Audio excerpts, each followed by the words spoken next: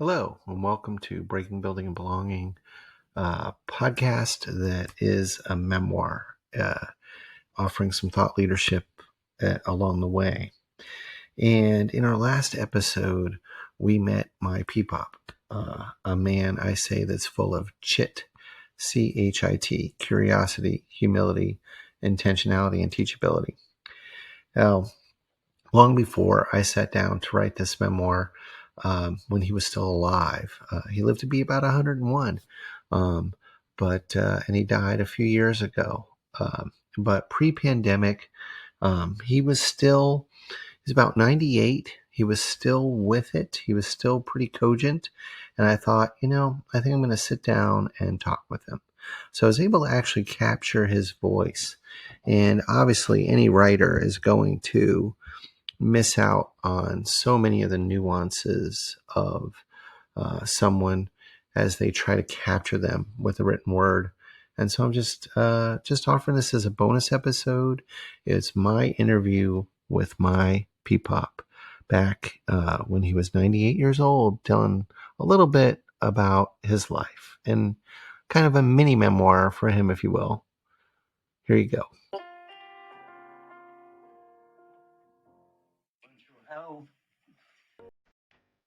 Back again. Well, what happened with the whole the garbage stuff and the Teamsters? Was that like a me? Yeah, up there. Did you? Yeah, I went for what you call it, for the garbage people. Right. Yeah. Picking up garbage, house garbage. Right. And schools and hospitals and all that stuff. And was the garbage company owned like by the mafia or? No, it was a private owner. Private? Yeah. Tony's? Private, yeah. Tony Sanitation that it went under. Did you know Tony and all that?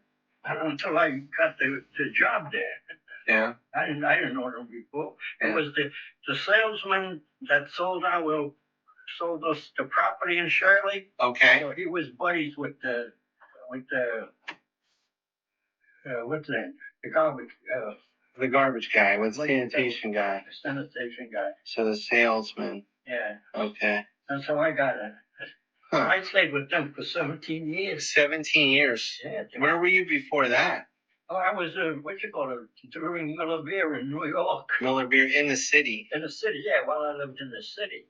Yeah. How long were you with Miller? 10 years. 10 years. How'd you get that job? I got that through my brother-in-law, Vinny. His father owned it. Yeah. Oh, his father owned the Miller Beer distributorship? Distributorship. So they needed drivers, so. That's cool. Previous to that, I was delivering milk.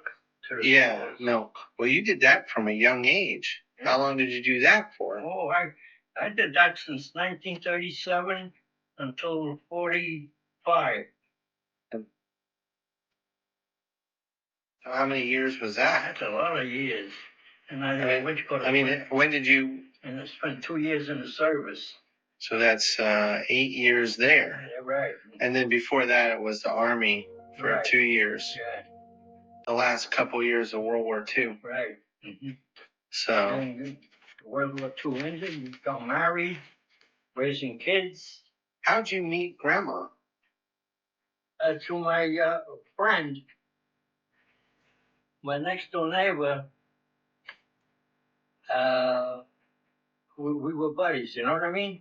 Yeah. And so he introduced me to my wife. What was his niece? His niece. Okay. My friend's. Your friend's niece? Yeah, friend's niece. So, yeah. Was his grandma. Right. Josephine. Right. Mm-hmm. And we got married, and it's all history from then on. Well, did you get married before the war or during the war? After. So when you came home? 1945, I got married. So this was a very, stereotypical where she wrote you and you wrote her and she sent you pictures. We contacted through the mail. Right. I was overseas. That's the only way I knew her. She was explaining her way of life and I was telling her. But actually, I met her once. That's it. You only met her once before that. Before that, then I went into the service and I stayed. But while I'm in the service, we communicated, with letters and all that stuff. Letters. And that's it, Wow. And she'd send you pictures and stuff like that. All those pictures there. All those pictures. She sent those. And you kept them. And I kept them. They're old. They're pictures since 1943. Wow. When I first met her. Wow. And then she had a big family. Oh, yeah, she had a big family, too. Yeah. Mm-hmm. And you had a big family. Yeah. So. I had 3 sisters, and they're all gone. I got 1 brother left. That's it. Just me and him.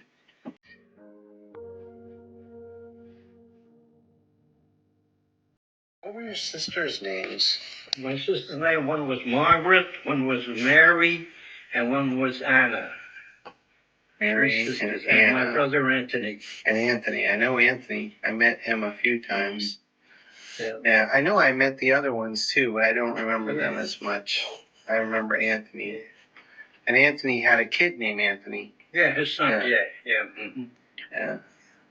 So they're up in Long Island. They're still there. And he's still there. He's still alive. Yeah, oh yeah. Yeah. I think he just had a birthday or something. Mm-hmm. Yeah. Yep. He's got the same birthday as the triplets. My brother. Oh, October 13th? October 13th, yeah. Huh. Same birthday. That's cool. Cool, ain't it? Yeah.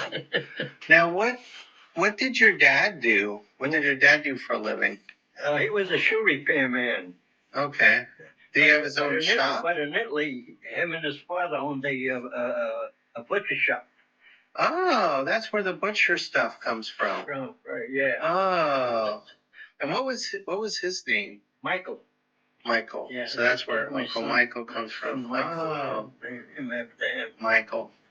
The old Italian tradition, you got to name, kids from the old. So he came from what part of Italy? Naples. Naples. Yeah, he came from Naples.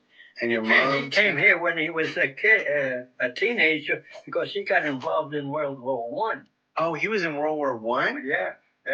For Italy or for us? He came here as a teenager and he fought for us? Right, yeah. So he fought in World War One. What did he do in World War One? He was with the infantry. Oh, wow. Yeah, he was with the main shooting, Wow. Yeah. Where? Up in France. France, yeah, that's the time. Wow. And then you ended up going to France. I went up. In World War II. World War II with all kinds of countries up there. The only country I didn't go was Italy, but the rest of the countries, Scotland, England, Germany, not Germany, but Belgium. Yeah, you went to all those. Yeah. Wow. What about your mom? No, she was just an ordinary, typical housewife. But she came from Italy too. She came as a teenager too. I guess so. Yeah. And what was her name? Catherine. Her name was Catherine, like my mother. Yeah. Okay. Yeah. Catherine. Oh, wow! These names just went through everything, didn't they? Yeah, that's right. Golly. Seen it. So. Yeah. So my mother and father met. I don't know where they met, but they got married and knocked out 5 kids. No, it's just me and Anthony's around. And Grandma, I remember Grandpa Frank, Margolot, great Grandpa Frank, right. Papa, I used to call him. He was in the Italian cavalry. Yeah, he was in the Italian army, yeah. And that was in World War One? That's in World War One. In Sicily? Yeah, in Sicily, yeah. And then my Nina, she was Josephine. Right, yeah. Mm-hmm. And she came over too on the boat. They both came over on the boat. But they didn't know each other in Italy, or they learned? Nina and Papa. Did they know each other in Italy, or did they? No, I think they came with with each family. With each family. They met over here in America. Okay. You know what I mean? What did she?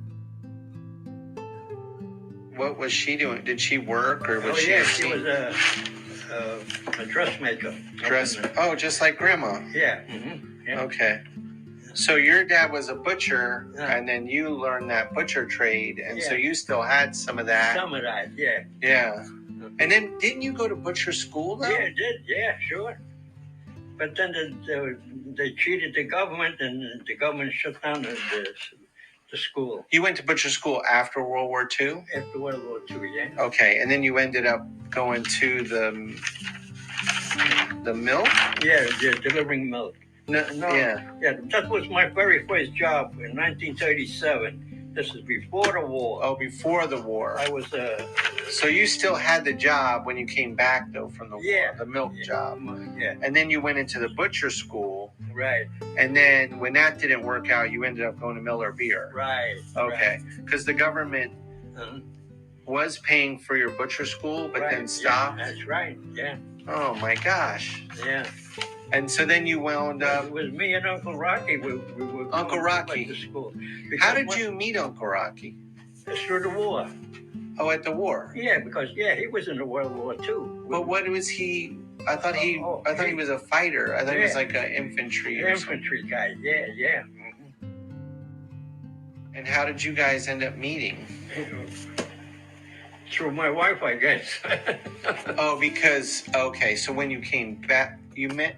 So did you meet over there, or did you meet? Oh, you said you met him through the war, but he's Grandma's brother. You mean talking about Uncle Rocky? Yeah. I met Uncle Rocky in Fort Dix, New Jersey. This is when the war ended, and we would be transferred back to Fort Dix. Okay. Because the thing was, we had to go to Japan and fight the Japs. Right. You know what I mean? Well, the war in Europe ended. Yeah, the war. So then we were still fighting with Japan. Yeah. Okay. The war ended. So the war ended in Europe, and they gave us a 30-day leave. Okay. Because we were supposed to go to Japan and fight there. But in the meantime, Harry Truman, the president, he threw the atomic bomb on Japan. Oh. And that started it. And we never went to Japan. Okay. You know what I mean? But you would have been going to Japan is what you were told. That's what we were told. Wow. Yeah. Yeah, because that was going to be the big push. The push, right. Yeah. Mm-hmm. We just watched... me and Josh just went and watched Midway. Mm-hmm. Oh yeah. We were like, wow, Pepop would love that. Would love that movie. Yeah. They did a good job, I think. Yeah. But that war ended by him knocking out the. So you met.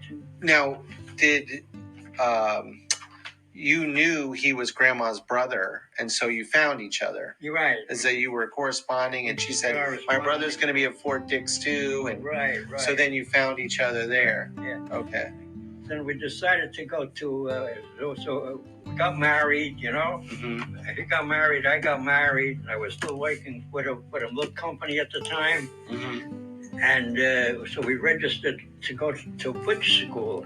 Okay. You know, being that my father knew all about butchering because his father had a butcher school, not a school, but a regular butcher store shop in Italy. Yeah. So, but that didn't pan out because somebody was screwing the government. They cut all the... Oh, government. The butcher school was scamming the government to get money. Right. Oh, I see. Mm-hmm. Yeah. No. Not only while we were... Corruption.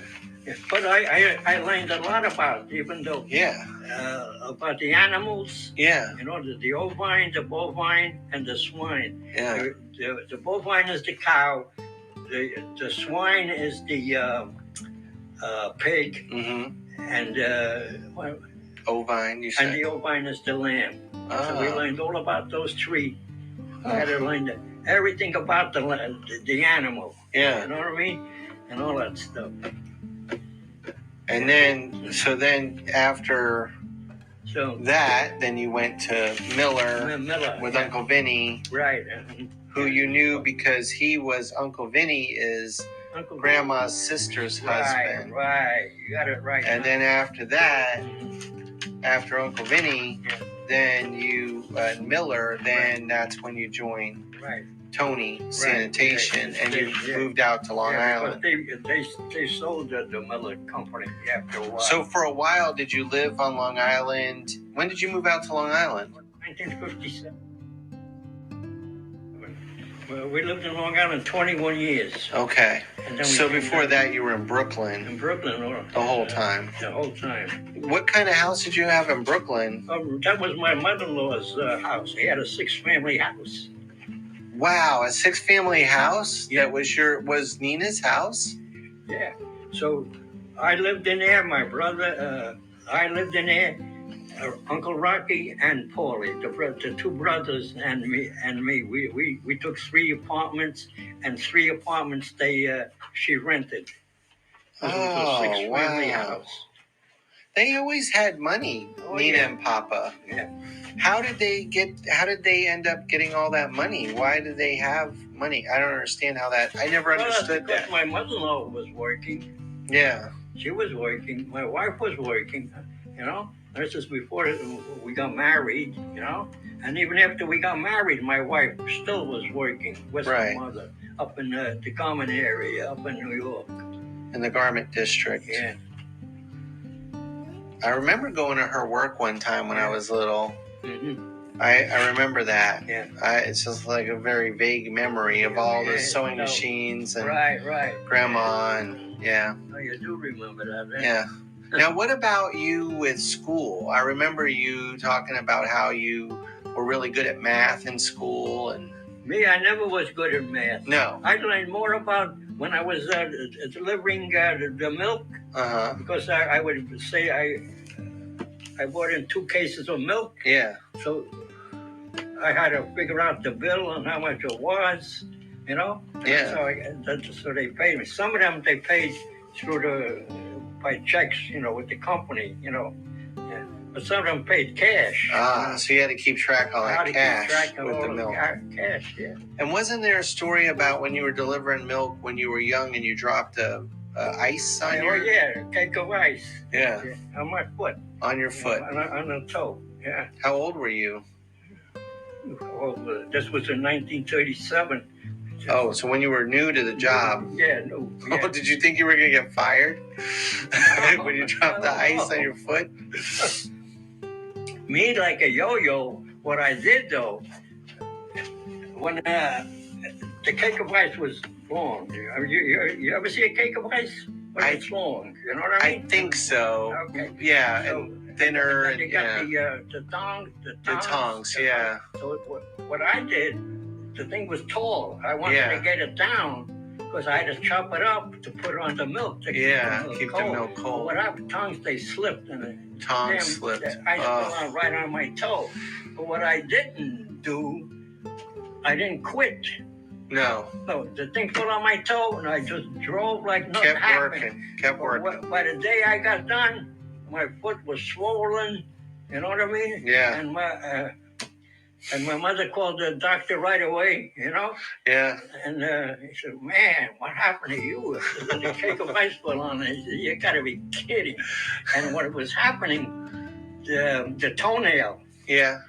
He said, "Now I got to do this with his scissors or a plier." He knocked the toenail right off. You see the blood swoosh out. Wow. Well, that was something. Wow. I took a good month off from work because to heal that toe up.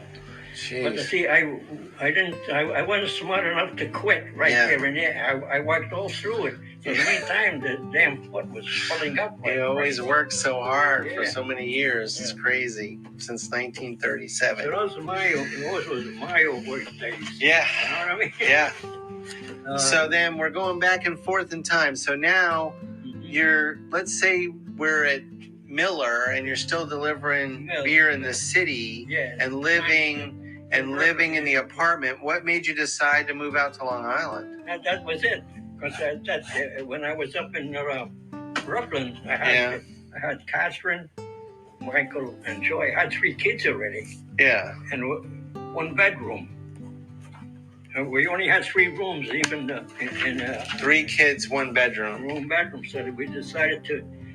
And at that time, they were advertising Shirley, they were on the radio. Yeah, they were saying move out here and all that stuff. Move out there, so we decided to take a ride there.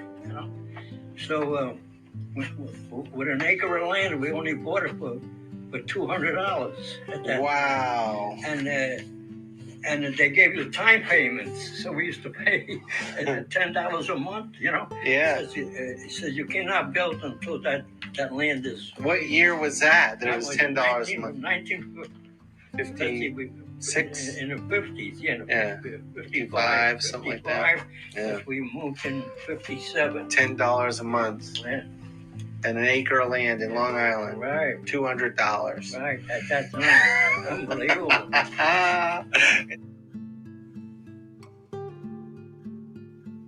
It's probably 200,000 now. Wow, yeah. That place is already occupied. Houses up there, businesses. It's probably way more than 200,000. It's probably $2 million for an acre in Long Island. That way, everything is that way.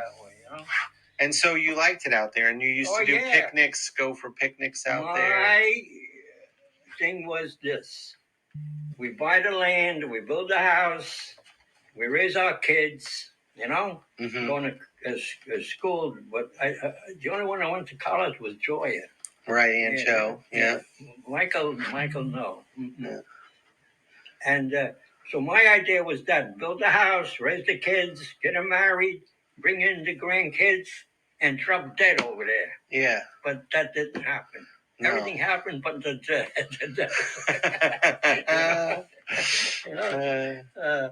When you come to think of it, And then we decided to come down here, Well, let's take a break right here, and before we go to Florida, and